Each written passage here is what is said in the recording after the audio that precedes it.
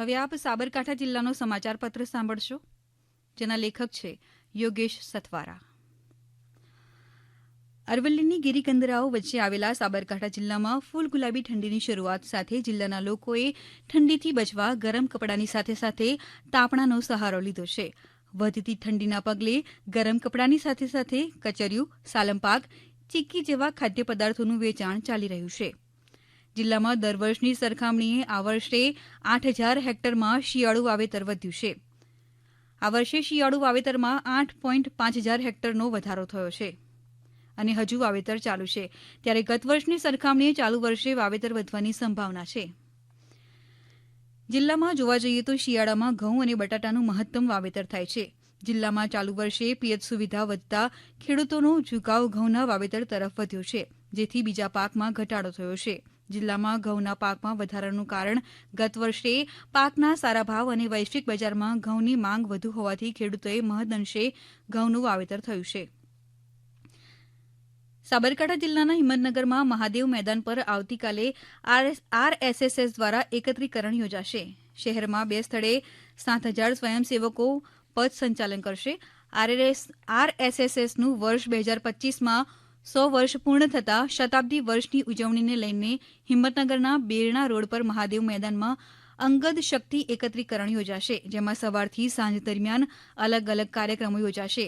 ત્યારે શહેરમાંથી 100 મહિલાઓ 30,000 રોટલી ઘરે ઘરેથી એકઠી કરીને સ્વયંસેવકો ભોજનમાં પીરસશે.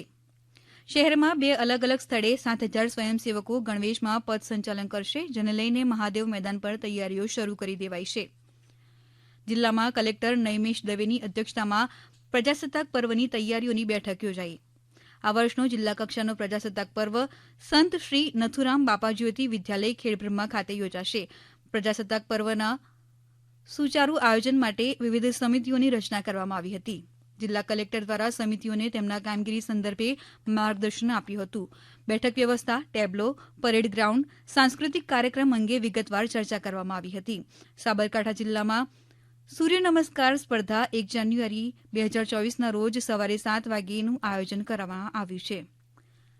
સાબરકાંઠા જિલ્લામાં પીએનડીટી એડવાઇઝરી કમિટીના ચેરપર્સન સુશ્રી કૌશલ્યા કુંવરબાની અધ્યક્ષતામાં તેમજ મુખ્ય જિલ્લા આરોગ્ય અધિકારી ડોક્ટર રાજ સુતરિયાની ઉપસ્થિતિમાં આરોગ્ય શાખા જિલ્લા પંચાયત ખાતે બેઠક યોજાઈ હતી. આ બેઠકમાં નવીન સોનોગ્રાફી રજીસ્ટ્રેશન માટે આવેલ દરખાસ્તને બારીકાઈથી તપાસીને 4 સોનોગ્રાફી રજીસ્ટ્રેશનને મંજૂરી આપવામાં આવી હતી, તેમજ 4 સોનોગ્રાફી રિન્યુઅલની દરખાસ્તને નિર્ણય કરવામાં આવ્યો હતો. સાબરકાંઠા જિલ્લાના હિંમતનગરમાં વિકસિત ભારત સંકલ્પ યાત્રા ગાંભોઈ રાજપુર ખાતે તાલુકા પંચાયત પ્રમુખ ભૂમિકાબેન પટેલની ઉપસ્થિતિમાં રથનું સ્વાગત કર્યું હતું. આ પ્રસંગે ગ્રામજનો અને સૌ ઉપસ્થિતોએ પ્રધાનમંત્રી નરેન્દ્ર મોદીનો પ્રજાજોગ સંદેશો સાંભળી પ્રદર્શન નિહાળ્યું હતું. આ કાર્યક્રમ સ્થળે આરોગ્ય વિભાગ દ્વારા વિનામૂલ્યે આરોગ્યની તપાસ, આયુષ્માન ભારત કાર્ડ તેમજ ઉજ્જવલા યોજના અંગેના સ્ટોલ ઉભા કરી યોજનાઓ વિશે લોકોને માહિતગાર કરવામાં આવ્યા હતા. આ પ્રસંગે ગામના સરપંચ, જનપ્રતિનિધિઓ, આગેવાનો, અધિકારી, કર્મચારીઓ તેમજ ગ્રામજનો મોટી સંખ્યામાં ઉપસ્થિત રહ્યા હતા. હમણાં જ આપી સાબરકાંઠા જિલ્લાનો સમાચાર પત્ર સાંભળ્યો, જેના લેખક હતા યોગેશ સથવારા.